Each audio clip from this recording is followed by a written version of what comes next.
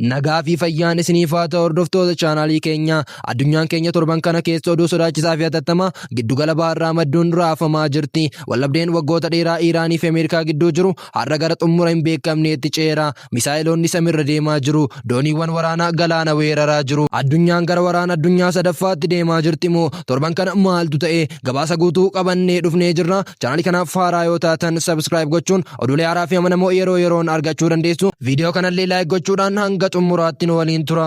Torban kanatti dhimma hunda caalaa dubbatamaa jiru haleellaa kallattii fi gadoo biyyoota lamaan gidduutti uumamedha.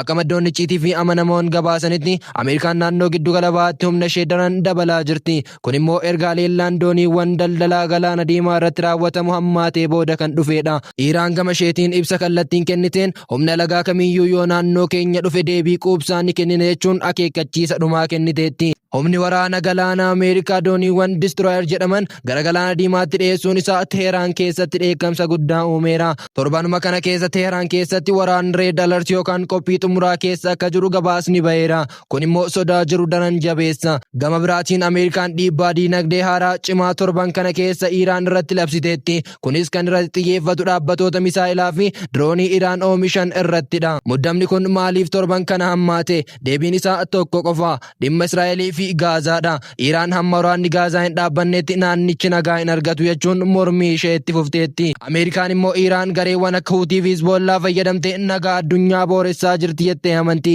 Haalli kun akka nama ibidda qabsiisee bishaan itti naquu dhabuuti. Dhimmichi kan caalatti sodaachisaa ta'u yoo waraanni kallattii uumamedha. Karaaleen boba'aan addunyaattiin daddarban kan akka Strait of Hormuz cufamuu danda'u. Kun yoo ta'e gatiin boba'aa addunyaa irratti harka 3 dabala. Kun immoo diinagdee biyyoota hiyyeeyyii hundaa ni kuffisa. Torban kun torban dippiloomaasiin itti kufee fi sagaleen meeshaa waraanaa itti ol ka'edha. Torbaan kun torbaan dhiigaa fi gadda guddaa mootummaa Teheraan ta'eera. Akkuma hundi keessan hordofaa jirtan haleellaa qilleensarraa cimaa raawwatameen namni dhimma waraanaa fi basaasaa Iiraan keessatti iddoo guddaa qabu Birgaadeer Jeneraal Mohammad Rezaa'id ajjeefamuun isaa mirkanaa'eera. Haleellaan kun kan raawwatame buufata dippiloomaasii Iiraan kan Siiriyaa keessatti argamu irratti yoo ta'u, kun immoo seera addunyaa cabsuu qofa osoo hin taane dallansuu Iiraan Ameerikaa fi Israa'el irratti qabdu gara sadarkaa dhumaatti ol kaaseera. Haleellaa kanaan gabaasni akka agarsiisutti jeneraalicha dabalatee miseensonni waraanaa Iiraan beekamoon 7 lubbuun isaanii darbeera. Kun Iiraaniif kufaatii guddaadha. Mootummaan Iiraan hatattamaan ibsa kenneen gumaa gootota keenyaa ni baasna, deebiin keenya dhufaa jirti jechuun addunyaa hunda sodaachiseera. Ameerikaan gama isheetiin haleellaa kana keessaa harka hin qabu jettee ofirraa ittistus Teheraan garuu Ameerikaan gocha kanaaf itti gaafatamti jechuun akeekkachiisa xumuraa kenniteetti. Torban kana keessa namoonni du'an kunneen namoota seeraan waraana gaggeessan qofa osoo hin taane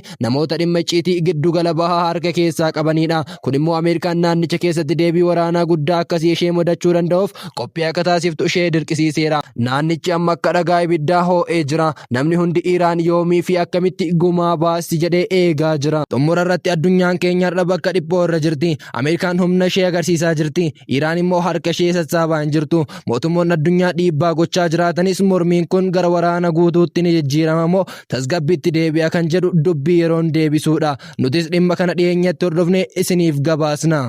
Oduu fi xiinxala torban kana kan Iiraanii fi Ameerikaa irratti qabanne kana ture. Isinoo maaltu isinitti dhaga'ama? Waraanni kallattii inni uumama jettanii amantu? Yaada keessan nuuf qooda. Viidiyoo kana like gochuu fi subscribe gochuun maatii keenya ta'a. Gabaasa biraan hamma walitti deebinutti nagayaan nuuf tura.